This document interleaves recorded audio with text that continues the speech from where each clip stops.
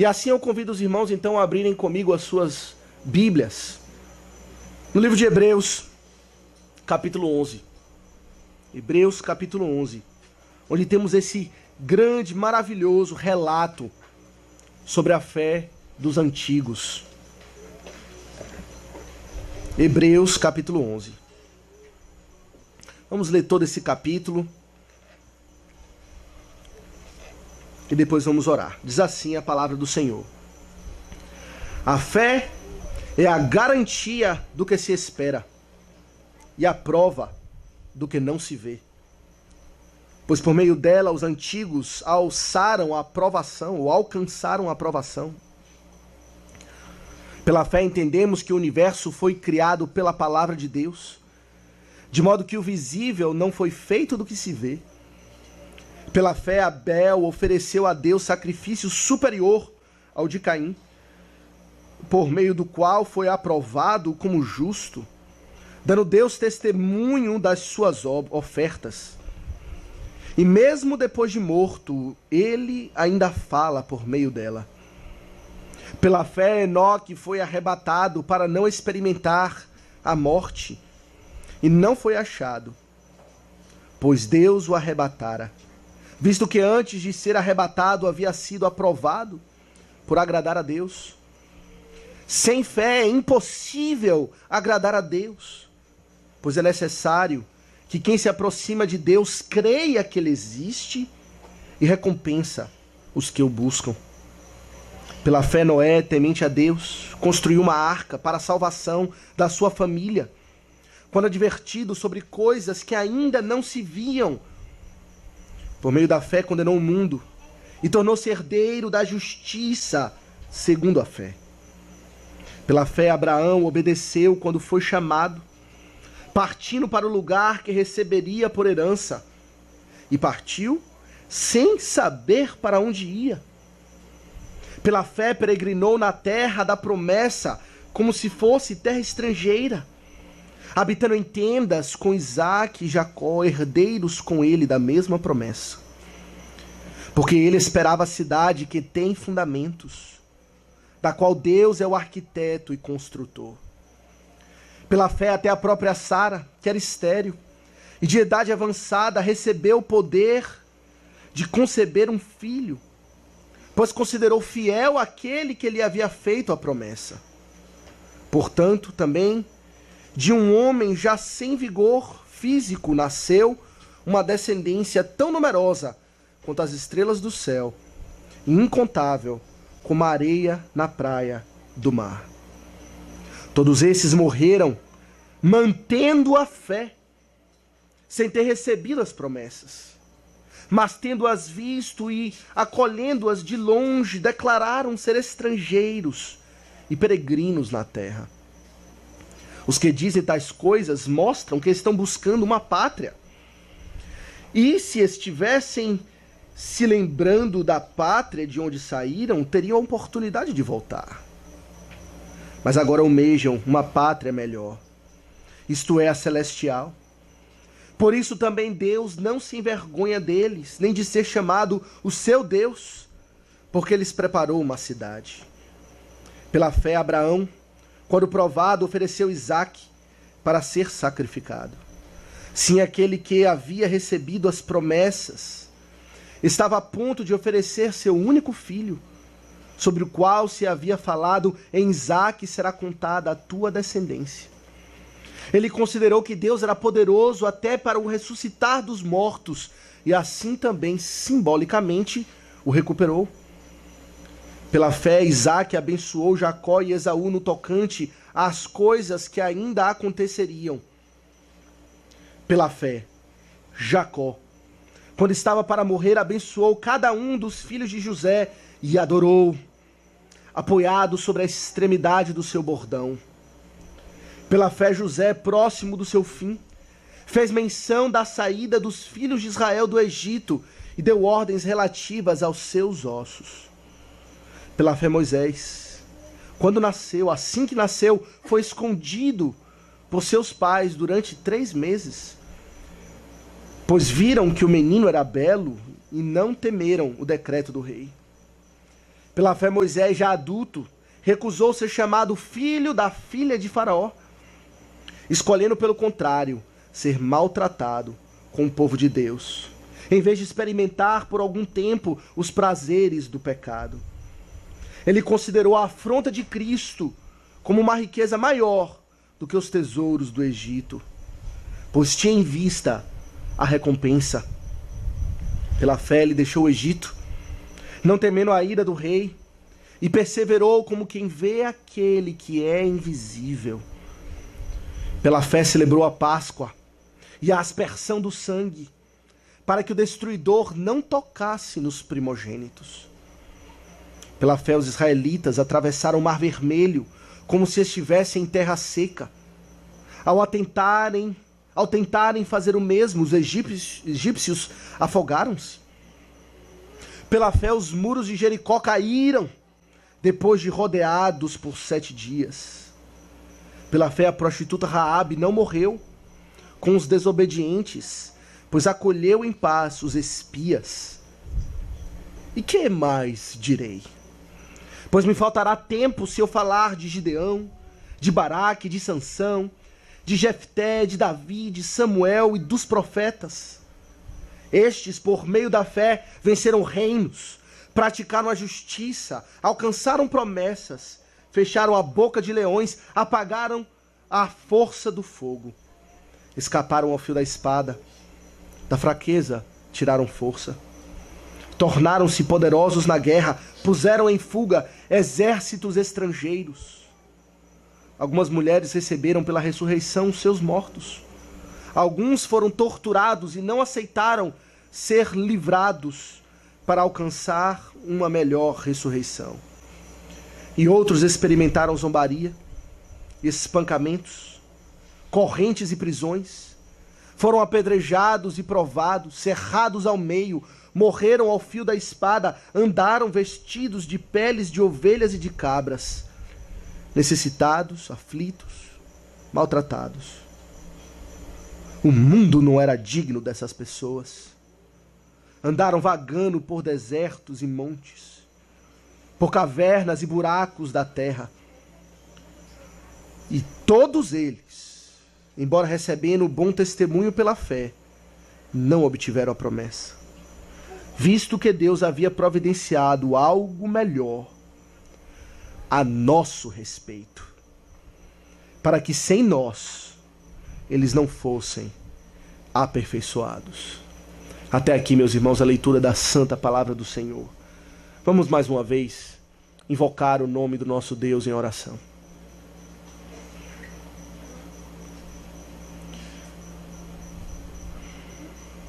Bendito Deus, nosso Pai, soberano Senhor, Criador dos céus e da terra. Estamos aqui, ó Pai, reunidos como teu povo, para buscar a tua face. Como nosso irmão já orou, ó Pai, nos retiramos. Nos santificamos, ó Pai, dos pecados do mundo que, de forma mais evidente, se banqueteiam nesse período. Porém, Senhor, queremos nos banquetear na tua palavra. Queremos nos banquetear nas coisas de Deus. Queremos nos banquetear naquilo que recebemos pela fé. E queremos crescer em santidade. Ó Senhor, nosso Deus, rogamos a Ti. Tu que és bendito, fiel à Tua aliança, às Tuas promessas, e tem compaixão dos que o temem, rogamos ao Senhor que tenha misericórdia de nós. Que nos abençoe com o Teu povo, que o Teu Espírito esteja em nosso meio, nos dando, ó Pai, a experiência da fé, crescimento, cultivando, ó Pai, a nossa espiritualidade, a nossa devoção, a nossa comunhão com Deus triuno. Lhe rogamos, ó Pai, que o Senhor nos ajude. Ajude-nos a crer, ainda que somos fracos na fé.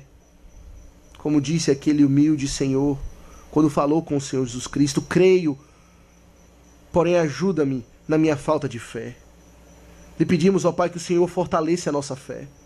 a nossa fé fraca, a nossa fé pequena, a nossa fé inoperante, a nossa fé inerte.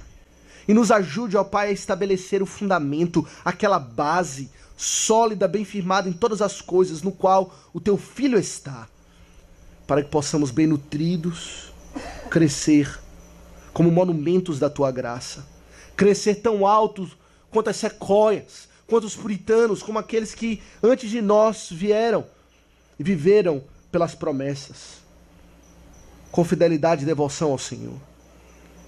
Pai, queremos ser santificados. Lhe pedimos que o Senhor, se assim for necessário, nos discipline. Pese a Tua mão sobre nós. Não nos deixes, ó Pai, caminhar na loucura da impressão de bem-estar, sendo que tudo vai mal. E assim caminharmos para a perdição, cegos, nus, pobres, sem herança alguma nos céus.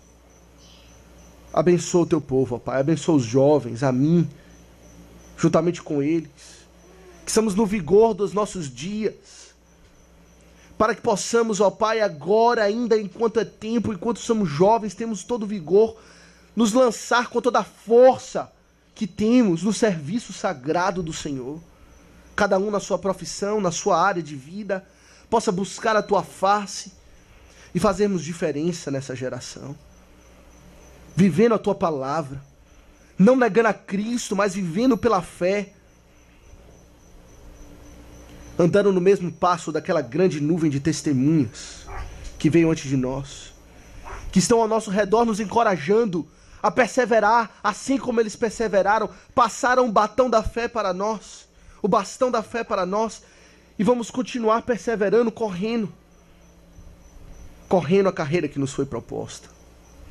Abençoa, Pai, esse momento, onde vamos assim meditar sobre as coisas de Deus, sobre a fé, esse dom que vem do Senhor, para considerar a natureza da fé e aprender a crescer e frutificar para a Tua glória. Nos abençoa, ó Deus. Ser misericordioso e tem compaixão. Afasta de nós as nossas transgressões e nos abençoa. Tem misericórdia dos irmãos que ainda estão chegando, que estão nas estradas, possam chegar em paz e se ajuntar a nós em breve. Assim te oramos, em nome de Jesus. Amém. Amém. Meus irmãos, o livro de Hebreus, especialmente Hebreus capítulo 11, mostra para nós o que é a vida da fé no Senhor Jesus Cristo. Se você tivesse alguma dúvida, como é que a vida da fé se mostra na prática? Me dê exemplos de pessoas que viveram pela fé, para sairmos do abstrato e entrarmos no concreto. Hebreus 11 é o local para irmos. Temos aqui essa grande nuvem de testemunhas, crentes do Antigo Testamento, que pela sua vida da fé obtiveram um bom testemunho, um bom relatório da parte do Senhor. Eles, pela fé, se agarraram a promessas superiores. E também pela fé, abandonaram aquilo que era inferior. Desprezaram aquilo que era terreno para olhar para a cidade que tem fundamentos, cujo arquiteto é o próprio Deus. Vemos várias coisas aqui que esses crentes fizeram pela fé. Verso 4, vemos que pela fé eles foram justificados. Verso 5, eles agradaram a Deus. Pela fé eles viveram nas promessas. Pela fé eles suportaram sofrimentos, tribulações, conquistaram inimigos de todas as sortes. Pela fé rejeitaram os prazeres do mundo, tendo prazer mais em bênçãos celestiais. Pela fé eles tomaram partido daquilo que é invisível. Pela fé eles viveram como peregrinos, andando em terra estranha, em terra estrangeira, pois tinham um destino certo a Jerusalém celestial. Por conta da sua própria fé, no verso 16, vemos que o próprio Deus, nos é dito, não se envergonhava deles, de ser chamado o seu Deus. Porque eles tinham fé. Fé nas promessas, na própria palavra do Senhor. Deus era com eles em todas as coisas. E assim, então, quando olhamos para a palavra de Deus e olhamos esses personagens bíblicos, nós temos então que nos é dito essa grande nuvem de testemunhas. Aqueles que vieram antes de nós e batalharam pela fé. Porém, essa nuvem de testemunhas não está limitada apenas aos personagens bíblicos. A história da igreja, meus irmãos, está repleta de homens e mulheres que viveram pela fé. Grandes modelos para a igreja de hoje. E entre esses estão os reformadores e os puritanos. Os reformadores e os puritanos foram homens que viveram pela fé. John Bunyan, por exemplo, um dos puritanos mais conhecidos. Pela fé, poderíamos dizer aqui à luz de Hebreus 11, pela fé suportou com grande tribulação 12 anos de prisão, porque não iria negar o seu Senhor e não iria sair do púlpito e parar de pregar as insondáveis riquezas de Cristo. Pela fé, John Flavel, outro puritano, foi expulso da igreja da Inglaterra por não se conformar com práticas idólatras e teve que pregar em cavernas, fugindo para preservar a sua própria vida. J. Packer, falando a respeito dos puritanos, diz assim: os puritanos experimentaram sistemática perseguição por causa da sua fé. Se eles não tivessem colocado seus olhos nos céus firmemente, na Jerusalém celestial, e se reconhecido como peregrinos, há muito teriam sucumbido. Porém, os puritanos, meus irmãos, não são apenas modelos ou exemplos de pessoas que viveram pela fé, mas eles eram também grandes mestres da teologia. Eles não só nos ensinam pelo seu exemplo, mas também nos ensinam pela sua pregação e pelos seus livros.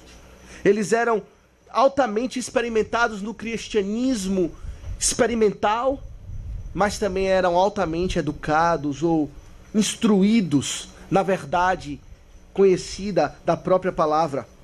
De modo que, se você pudesse pensar, onde posso aprender a andar pela fé? Os puritanos são mestres para nos ensinar tanto a prática quanto a teoria. Nos falar da palavra de Deus e mostrar na sua própria vida o que é sofrer pela fé, o que adorna a sua doutrina. Deixa eu lhe dar, por exemplo, algumas citações de alguns puritanos.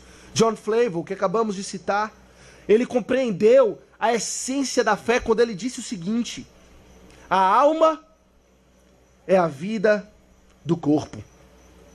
A fé é a vida da alma. E Cristo é a vida da fé.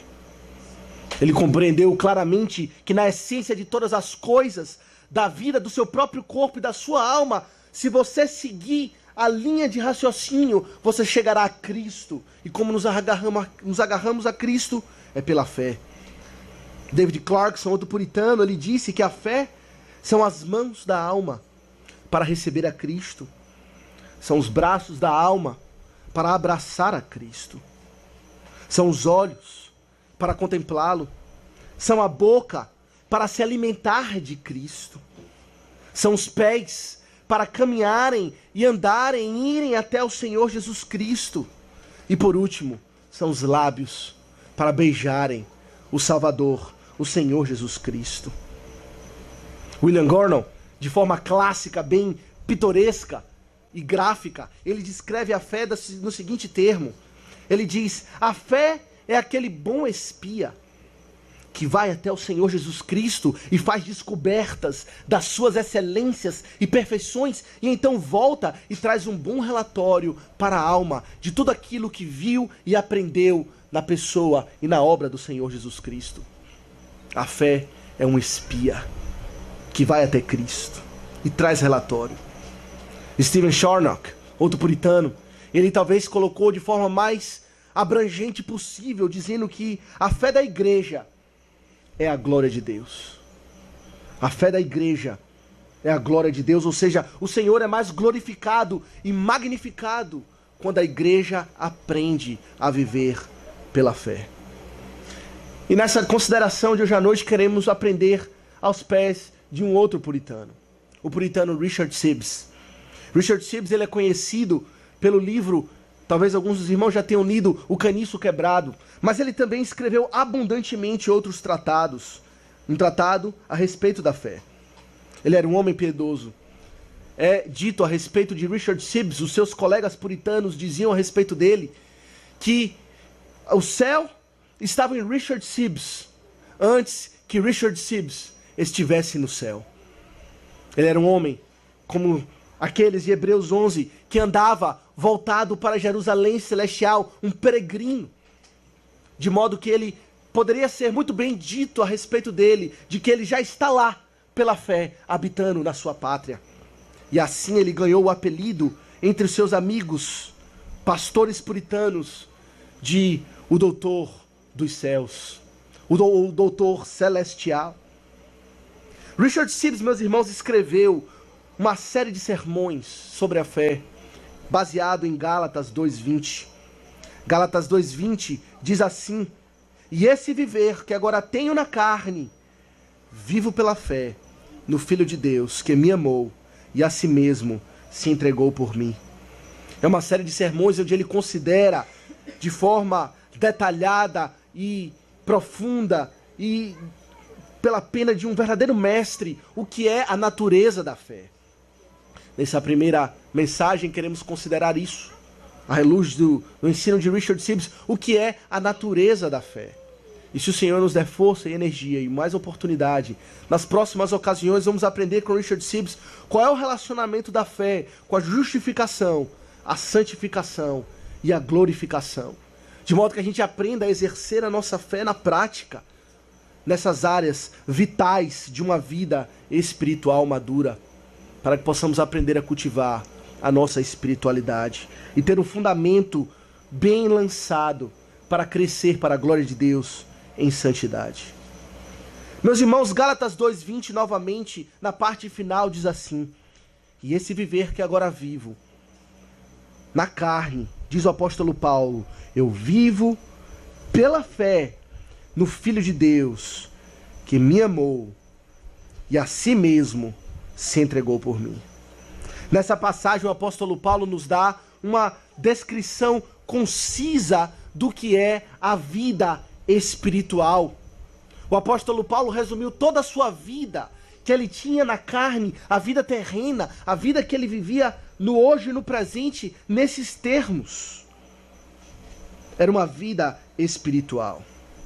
E ele contrasta mais adiante com a miséria de uma vida ímpia, da vida natural, e mostrando assim a excelência, ou a superioridade, ou a honra e a glória da nova vida espiritual. E o que o apóstolo Paulo nos mostra, e o puritano Richard Sibbes vai desenvolver, é que na base de tudo está o Senhor Jesus Cristo. O Senhor Jesus Cristo é o nosso fundamento para uma vida espiritual.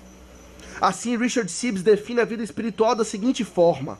Ele diz: vida espiritual é aquele vigor excelente, um vigor excelente, e aquela forte ligação entre a alma e o corpo renovados, com fundamentos sobrenaturais, os quais conduz a alma para a palavra, subjuga a carne e pouco a pouco transforma o homem completo, ou o homem inteiro, na imagem de Cristo Jesus. De modo que viver pela fé, ou essa vida espiritual, poderemos resumir, é uma disposição interna do homem, uma disposição de coração, uma inclinação do homem completo para Deus, tendo Jesus Cristo como molde da sua vida. Jesus Cristo é o molde da sua vida que o impulsiona para com Deus, para estar com Deus. E assim, o primeiro aspecto que queremos considerar é essa ligação com o Senhor Jesus Cristo. Que Cristo, ele é o poder da fé.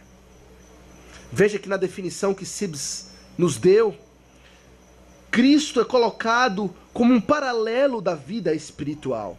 Cristo e a imagem de Cristo renovada em nós é a perfeita conformidade com a vida espiritual. É a vida espiritual no seu máximo. é viver para Cristo. Nessa definição, Richard Sibbes ele menciona fundamentos sobrenaturais para essa vida espiritual. Fundamentos sobrenaturais. Que fundamentos espirituais são esses? É o próprio Cristo. Cristo é o fundamento da fé. Ele não é só o fundamento, como ele é o meio da fé. Não só ele não é a nossa base, mas vivemos pela fé no Filho. Mas ele também é o fim de todas as coisas. Porque o fim da vida espiritual, quando ela for alcançada na sua plenitude, em perfeição, será perfeita conformidade com a imagem do Senhor Jesus Cristo. E assim Cristo também é aquele que nos dá a fé, nos dá a vida espiritual, mantém a vida espiritual e conduz a vida espiritual até a perfeição. De modo, se você tem alguma ambição, se você tem alguma gota de ambição de cultivar uma vida espiritual, de viver piedosamente para Deus, Cristo tem que tomar conta da sua vida por completo. Você tem que ser obcecado pela pessoa do Senhor Jesus Cristo. Ele tem que tomar conta da sua vida. E como é que Cristo então é recebido pela alma? Como é que Cristo ele toma conta da vida de um homem?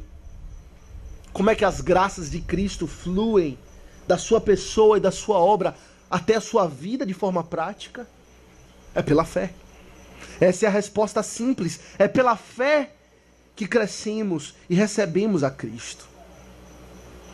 Swinnock, outro puritano, George Swinnock, ele disse o seguinte: esse bendito Salvador, ele é como uma mina de ouro preciosa, repleta de diamantes e tesouros os mais valiosos. Esse é Cristo. E a fé é então aquele instrumento que usamos para cavar essa mina, retirar o ouro e tomar posse para si da riqueza. Se você quer obter a Cristo, se você quer crescer em santidade, viver para a glória de Deus, você então precisa usar essa ferramenta que é a fé. Um único caminho de receber dessa fonte de água viva e de beber dele não é pelos sacramentos ou pelas obras, como diriam os papistas, mas é pela fé. Os católicos romanos vão dizer que pelas obras, pela prática das boas obras, graça é imputada na pessoa e você recebe de Cristo. Simplesmente receber o sacramento, o santo sacramento da missa, você recebe graça infusa e você recebe então a Cristo. Mas nós cremos em sola fide, um dos lemas da Reforma, de que é pela fé. A fé é um único instrumento que nos permite conectarmos a Cristo. Pelos meios de graça, inclusive os sacramentos, pela palavra, pela pregação, pela comunhão dos santos, mas sempre pela fé e sorver algo do Salvador. Sibbes ilustra da seguinte maneira, ele fala o seguinte: a água se espalha e é distribuída através de um sistema de dutos e tubos e canais. O sol aquece através dos raios. O sangue se espalha pelo corpo através de veias e artérias.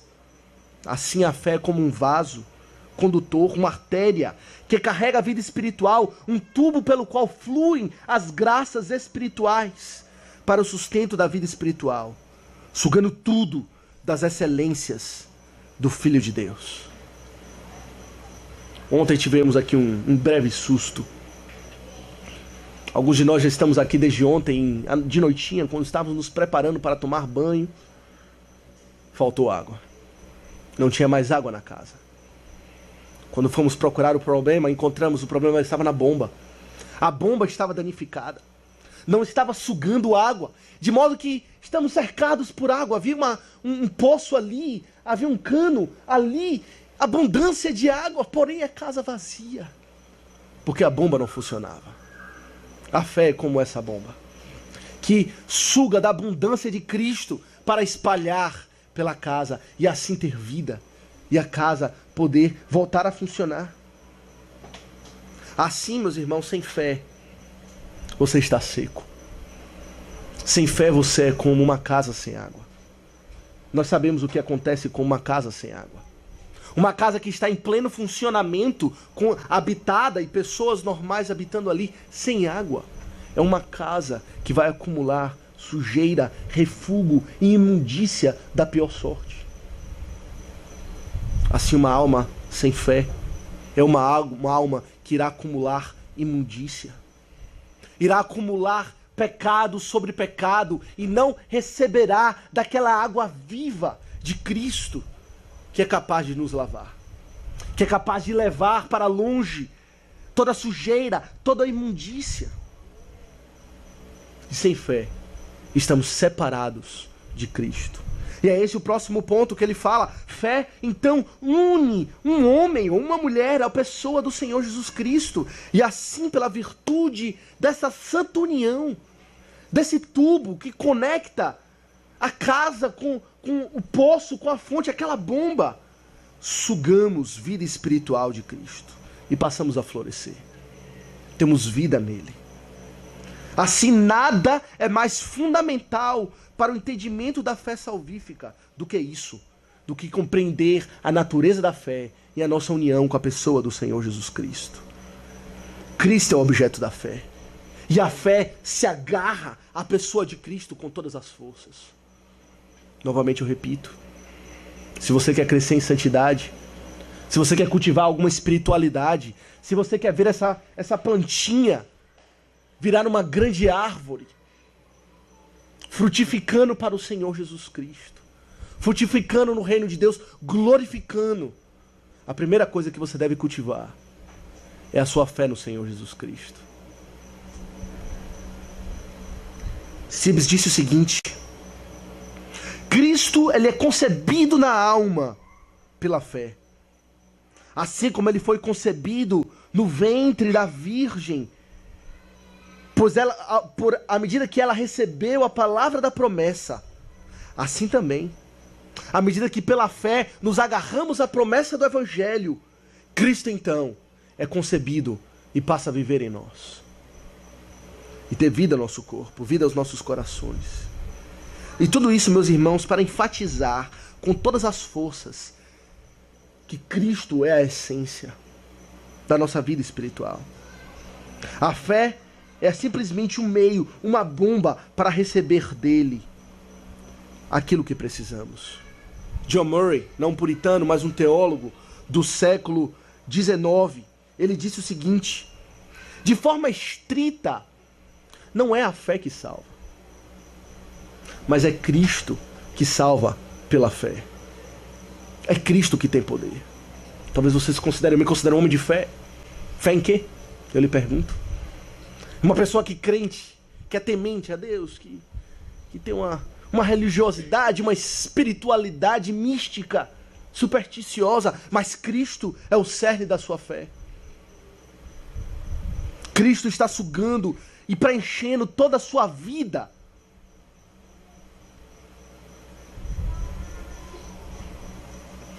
Cristo é o centro de todas as coisas. Mas ele fala então a respeito da natureza da fé. O primeiro ponto é: Cristo é o poder da fé, central em todas as coisas.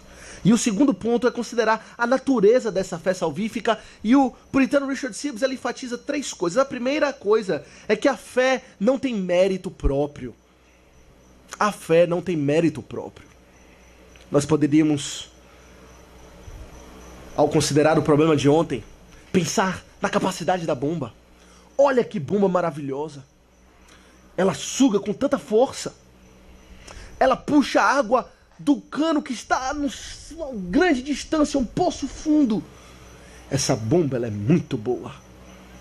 Porém, a bomba não lava ninguém. Você pode tentar pegar essa bomba e se esfregar e só vai ser consumido de ferrugem e sujeira e se arranhar. O mérito da lavagem, o mérito do benefício está na água. Assim, a fé não é uma obra, ela é um dom. A fé é um presente gracioso, imerecido. E quem dá a fé é o próprio Deus. Mais especificamente, quem dá a fé é a terceira pessoa da Trindade, é o Espírito Santo. Ele é esse que nos concede essa bomba, que traz esse presente para nós, a fé que nos une ao Senhor Jesus Cristo. Porém, embora a fé não seja uma obra, embora a fé seja um dom de Deus, é Deus quem concede para nós de forma imerecida, não significa que somos totalmente passivos ao crer.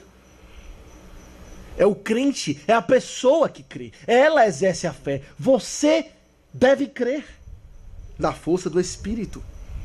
De modo que, embora ela não seja uma obra, a fé é sim uma ação do homem. É-nos dito que, quem disse isso foi Agostinho, que Espírito Santo, ele age em nós, e à medida que ele age, nós agimos. De modo que há uma relação de causa e consequência, de razão primária e uma razão secundária, um efeito secundário. O Espírito é essa razão primária. Ele é que nos coloca para agir ou para crer. E tendo esse dom, essa capacidade do Espírito, você crê. De modo que não é algo que você deve esperar, não é algo que eu devo sentar e aguardar. Vou aguardar o Espírito Santo bater na minha porta, aparecer numa luz na minha casa, falar numa voz audível e me entregar uma fé embrulhado num presente. Você tem a responsabilidade de crer. Você deve crer. Você é ordenado a crer. Falamos do Evangelho, usando esse termo, apresentamos o convite da graça. O convite do Evangelho. Porém, de forma mais apropriada, a fé ou o Evangelho de Cristo, ela não é apresentada como um convite. Ela é apresentada como uma ordem, uma convocação de um rei que lhe chama para se apresentar na presença dele, para que ele possa ser bondoso para com você. E tendo recebido então esse convite ou essa intimação, essa ordem do rei para crer no seu Evangelho, a sua responsabilidade é crer e exercer essa obrigação. Em segundo lugar, Richard Sibbes mostra que a fé, ela é sempre acompanhada do arrependimento. Fé e arrependimento são dois lados de uma mesma moeda. Onde quer que você encontre uma fé verdadeira, uma fé salvífica, o arrependimento também estará ali presente. John Murray, aquele que já mencionamos, teólogo, ele diz o seguinte: a fé para a salvação é uma fé penitente. É uma fé de alguém que se humilha pelos seus pecados. De modo que a fé de um crente é uma fé de arrependimento. Essas duas coisas estão ligadas, andam lado a lado. Sibbes mostra para nós que alguém poderia então argumentar que a fé, quando recebida para a salvação, já que ela recebe a graça, então eu não preciso me preocupar mais com o pecado. Ao receber a fé, eu recebo Cristo Salvador, eu recebo a reconciliação, eu recebo a justificação, como veremos na próxima mensagem. Então o pecado já não é mais um problema. Porém não se a fé e o arrependimento estiverem lado a lado. A fé, ela não é um instrumento frio, um instrumento que não se interessa naquilo que é o objeto da sua fé. A fé, ela se interessa na pessoa de Cristo. Ela considera a sua santidade, considera o seu domínio, considera que Ele é Salvador e Senhor, e assim se submete à sua vontade.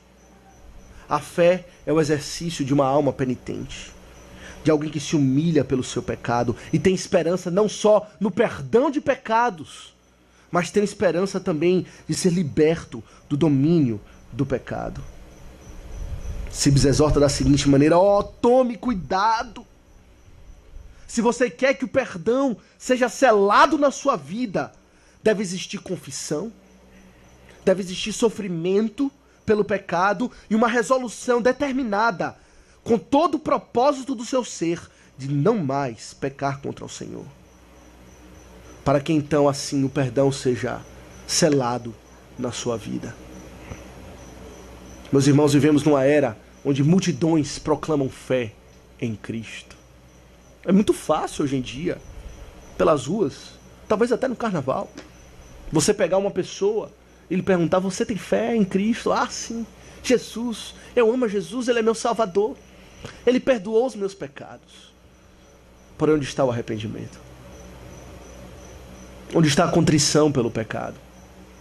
Onde estão as lágrimas? Onde está a dor de alma? Aquela angústia que o salmista experimentou a ponto de ver os seus ossos se secarem, a ponto de sentir dor. Onde está a penitência? Sem arrependimento real, não há fé real. Richard Baxter, outro puritano que conhecemos muito bem, ele disse o seguinte: arrependimento para com Deus e fé para com o Senhor Jesus Cristo é a soma total de toda a doutrina salvífica e de todo o dever do crente. Veja que expressão completa. Toda a doutrina, a soma de toda a doutrina, a essência de tudo aquilo que chamamos de cristianismo e do viver cristão, pode se resumir nesses termos: arrependimento para com Deus e fé no Senhor Jesus Cristo. Essa foi a essência da mensagem do Senhor Jesus Cristo, não foi? Arrependei-vos e crede no Evangelho, porque está próximo, ou é chegado, o reino de Deus. Você já se arrependeu dos seus pecados? Você já parou para se considerar um pecador diante de Deus? E verdadeiramente se arrependeu deles? Por ter pecado contra um Deus santo e poderoso? Se não, dificilmente poderemos encontrar também uma fé verdadeira e genuína no seu coração. Mas em terceiro lugar, Sibbes, ele fala o seguinte: a fé não é só uma obra não meritória, que não tem valor nenhum em si mesma, é Cristo a essência do poder espiritual. A fé não é somente unida de forma inseparável ao arrependimento genuíno, mas também, e aqui é o foco da nossa mensagem em relação a todo o acampamento, a fé, ela é a principal de todas as graças cristãs. A principal de todas as graças cristãs. Veja o que o Senhor Jesus Cristo disse. Em João 15:5, ele falou: sem mim, nada podeis fazer. Sem mim, você não tem nada. Sem o Senhor Jesus Cristo, você está completamente destituído de qualquer virtude que possa ser propriamente ser chamada de uma virtude cristã. E fé é esse instrumento que recebe a Cristo. É pela fé que somos unidos à pessoa dele. De modo que a fé, ela é a essência de todas as coisas. O puritano Swinnock, ele também disse o seguinte, ele fala: se a fé dorme, Cristo dorme. Portanto, chame, convoque aquele general supremo que é a fé. E então, todos os outros soldados rasos, as demais graças cristãs, se colocarão em prontidão para seguir o chefe de todas as coisas, o crente ou a fé em Cristo. Sibbes faz então uma comparação entre aquela que é chamada da suprema virtude cristã, que é o amor, entre a fé. A fé, o amor não é o principal? Sibbes fala o seguinte: o amor de fato é benigno. O amor é supremo. O amor é a obediência da lei. O guardar a lei é resumido como amor. Porém, esta afeição, amor, ela é estimulada, ela é incitada, ela cresce pela fé. A fé é o combustível do amor, e não o contrário. Se você quer receber as promessas do Espírito e todas as graças cristãs, o amor dentre elas, você deve aprender a viver pela fé. Ele acrescenta o seguinte: Deus não se importa com nada a não ser com a fé que atua pelo amor. A fé que atua pelo amor. De fato, todas as graças cristãs são postas para trabalhar, começam a girar e a produzir frutos através da fé no Senhor Jesus Cristo. Thomas Watson, outro puritano, ele colocou nos seguintes termos: o amor, ela é a graça suprema nos céus, mas a fé é a graça conquistadora na terra. Se você quer conquistar alguma coisa, subjugar reinos como esses crentes de Hebreus 11, dominar inimigos, fechar a boca de leões, vencer esse pecado que lhe arrasta por anos, é pela fé. Se você quer crescer espiritualmente, se parecer mais com Cristo, viver em amor genuíno, que é o cumprimento da lei, você deve aprender a viver pela fé. Assim o puritano conclui. Se você quer crescer em santidade, justificação, santificação e glorificação, espera algum dia estar com Cristo, ser herdeiro das promessas, você deve aprender a viver pela fé. Meus irmãos, eu quero concluir com algumas aplicações. Considerando aquela gloriosa passagem de João 6,37, onde o Senhor Jesus Cristo dá aquela gloriosa promessa nesses seguintes termos: todo aquele que o Pai me dá, esse virá a mim. E o que vem a mim, de modo nenhum lançarei fora. Eu lhe pergunto, você já tem fé no Senhor Jesus Cristo? Fé genuína, fé salvífica, fé que o abraça. Você já veio a Ele sendo enviado pelo Pai para crescer espiritualmente, para ser herdeiro da promessa. Aquele que tem a fé, diz um outro puritano, John Bunyan, abandona tudo, despreza tudo, odeia todas as coisas, para receber a Cristo e se tornar herdeiro da promessa. Você já foi até Cristo? Todo aquele que o Pai me dá, esse virá a mim, e o que vem a mim de modo algum lançarei fora. Você já foi até Cristo? Veja o que John Bunyan fala. O homem que vem até Cristo é um homem que tem uma consideração profunda dos seus próprios pecados, que luta, ou que luta contra a sua carne, e que tem uma consideração máxima pela retidão e pela justiça e pelo sangue do próprio Senhor Jesus Cristo. Ele vê mais virtude no sangue de Cristo para salvá-lo do que nos seus próprios pecados para condená-lo. O sangue de Cristo tem mais poder para levá-lo para o céu do que os seus pecados para levá-lo para o inferno. E portanto, ele coloca Cristo de forma bem clara diante dos seus olhos. Não há nada no céu nem na terra que ele conheça. Não há nada que ele ame mais profundamente do que a pessoa e a obra do Senhor Jesus Cristo. Nada é mais profundo e mais pessoal à sua alma do que o Senhor Jesus. É a sua própria identidade, é quem Ele é. O apóstolo Paulo disse em outro lugar: não sou eu que vivo, em Gálatas 2, Cristo vive em mim.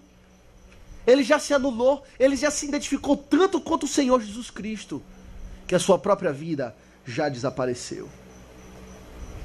O pecador que o Pai ama, de acordo com essa passagem, virá até Cristo. Aqueles que foram amados pelo Pai serão enviados até Cristo. O Pai providenciará todas as coisas. Talvez Ele esteja providenciando esse acampamento como instrumento para a sua salvação. Ele providencia os meios de graça. Ele conduz a sua vida, a história da sua vida nos mínimos detalhes, para que você ouça a palavra, se quebrante e venha até Cristo, e passe a viver aos pés da cruz. Essa é uma promessa que o Bunyan chama de uma promessa de barriga grande, porque é uma promessa que tem nela tudo o que é necessário para a salvação. Todo aquele que o Pai me dá, esse virá a mim. E para vir a mim, Ele trabalhará tudo o que é necessário: o arrependimento, a fé, o novo coração, a obediência, novo nascimento, o dom do Espírito Santo, para que você possa ir verdadeiramente até Cristo. E o mais glorioso de tudo é que todo aquele que o Pai ama e que for enviado ao Senhor Jesus Cristo, de modo nenhum será lançado fora. Se você exercer a sua fé, Ele receberá. Ainda que a sua bomba, a bomba de água, que é a sua fé, seja danificada, seja fraca, engasgue, tenha ar na tubulação, e receba ainda como que apenas jorrões de água, você recebe um Cristo que é forte. Se a sua fé é fraca, você recebe um Cristo forte. Bunyan fala dessa promessa de que o Senhor Jesus Cristo jamais lançará fora nos seguintes termos. Ele fala: considere todas as promessas da Bíblia, as variedades de expressões de graça, de bondade, de misericórdia do Senhor. Considere as expressões afetuosas de que o Senhor chama para exercer a sua bondade. Ele fala: nenhuma é tão gloriosa, é tão doce quanto essa, onde ele fala que de modo nenhum eu lhe lançarei fora. Se você vier a ter Cristo, o Senhor não virará o seu rosto. Ele dirá: nada impedirá que eu irei lhe receber, nenhum pecado. Se você está afastado e vier a ter Ele, sim, Ele lhe recebe. Não importa o quanto você tenha provocado a ira do próprio Deus, como Manassés. Não importa como que você seja o pior ou o principal dos pecadores, como o apóstolo Paulo. Não importa se você tenha crucificado o próprio Senhor da glória, como os judeus que o crucificaram e depois em Pentecostes receberam o dom do Espírito Santo. Não importa se você tenha cuspido na face do próprio Senhor, que você tenha negado 3 vezes e abandonado no momento crucial da sua vida, como o apóstolo Pedro. Não importa se você tem pecado aqueles pecados que você conhece, que você tem praticado e que você tem lutado diariamente. Se você vem até Cristo pela fé, de modo nenhum, em hipótese nenhuma, sobre nenhuma circunstância, Ele lhe lançará fora. Ele lhe recebe graciosamente. O que lhe impede de vir ao Senhor Jesus Cristo pela fé? O que lhe impede de se unir a Ele para ter as suas virtudes espalhadas pelo seu corpo? Será que os seus pecados são grandes demais? Bunyan fala: pecador, grande é o seu pecado, grande é a sua miséria, porém grande é o seu Cristo. Venha, prove dele, receba ele pela fé, prove e veja que o Senhor é bom até para um pecador miserável como você. Talvez não compreendemos a extensão dessa promessa. Ainda não compreendemos o que quer dizer de modo nenhum lançarei fora. A gente quer achar uma exceção a essa regra. A gente quer pensar: mas o meu caso, na minha situação, Ele vai me lançar fora. Naquele pecado, Ele não me conhece. Ele não sabe quão pecador eu sou. Ele não ainda encontrou um pecador como eu. Mas a extensão da sua graça é maior que a extensão do seu pecado. E se você vier até Ele, em arrependimento e fé das suas promessas, de modo nenhum você será lançado fora. O que lhe impede a vir até Cristo e achar descanso nele. Alguns lutam para ter certeza da sua salvação. Alguns têm uma fé verdadeira no Senhor Jesus Cristo, mas uma fé tão fraca que se assemelha a fé nenhuma, e duvidam se Cristo será misericordioso para com ele. E recentemente eu vi uma ilustração gloriosa, e com isso eu concluo. Imagine 2 judeus na véspera daquele grande dia onde o Senhor iria no Egito passar com o seu anjo da morte para exterminar todos os primogênitos. 2 judeus se preparando para aquela situação. E um chega para o outro e fala: você não está com medo do que vai acontecer hoje à noite? Talvez você não esteja um pouco receoso, ansioso, com o coração palpitando do que irá acontecer nessa noite? O outro judeu de lá: de modo nenhum. Por que eu estaria preocupado? Você não já passou o sangue? Você não já pegou o sangue e não passou sobre as ombreiras da sua porta? O outro responde lá e diz: já fiz. Mas se você olhar os últimos dias, coisas horrendas estão acontecendo. Castigos terríveis estão caindo sobre o Egito. E ainda me dá uma preocupação, uma incerteza, uma insegurança. O outro: você não já passou o sangue? Eu já passei o sangue. Pode mandar. Que o anjo venha e passe. Eu não estou minimamente preocupado. E o anjo veio e passou. Aí eu lhe pergunto: sobre qual daquelas 2 casas, do fraco e do forte, o anjo entrou e matou o primogênito. Obviamente sobre nenhuma delas. O sangue estava na porta. Aquilo foi um ato de fé.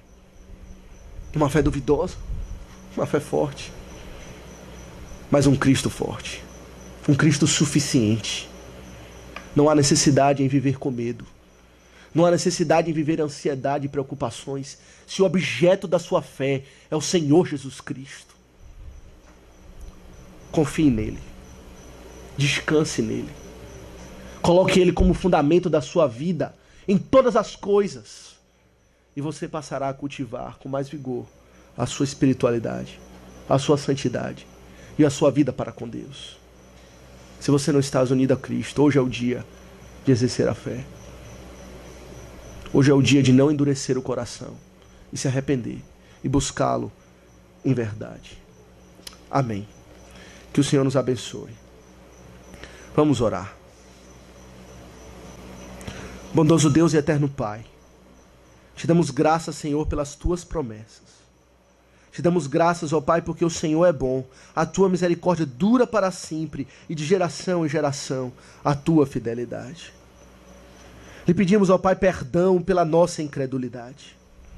Lhe pedimos perdão, ó Pai, por duvidar da tua palavra de graça, de misericórdia, de amor e de bondade. Lhe pedimos perdão, ó Pai, porque não confiamos em um Cristo forte, em um Cristo que é o Todo-Poderoso, Todo-Suficiente, que veio para vencer e veio vencendo e venceu a morte, o pecado e o maligno. Lhe pedimos, ó Pai, que o Senhor nos ajude na nossa falta de fé. O Senhor nos ajude, ó Pai, a vivermos pela fé no Filho de Deus que nos amou e a si mesmo se entregou por nós.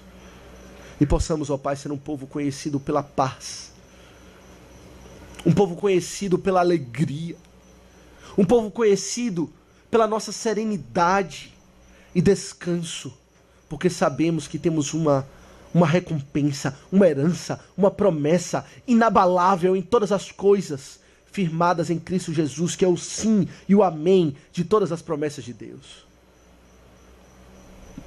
Senhor, sabemos que há entre nós aqueles que não têm fé. Lhe pedimos que na tua graça e na tua bondade, eterna misericórdia, que vá além da nossa capacidade de expor qualquer coisa que seja, que o Senhor conceda fé àqueles que ainda andam na incredulidade. Lhe pedimos que o Senhor abençoe, ó Pai, aqueles que andam duvidando, que têm dúvidas, ó Pai, da sua fé, que eles olhem não para a sua fé, mas que eles olhem para Cristo e se fortaleçam nele. É Ele que tem força, não nós. É Ele quem lava e quem opera a salvação e não nós. E possamos aprender a confiar nele e descansar, sabendo que se o sangue estiver sobre os umbrais das nossas portas, o anjo da morte passará sobre nossa cabeça e seremos retirados do Egito. E se perseverarmos até o fim, herdaremos a promessa. Senhor, tem misericórdia de nós. Ajuda-nos na nossa falta de fé. Assim te oramos em nome de Jesus. Amém.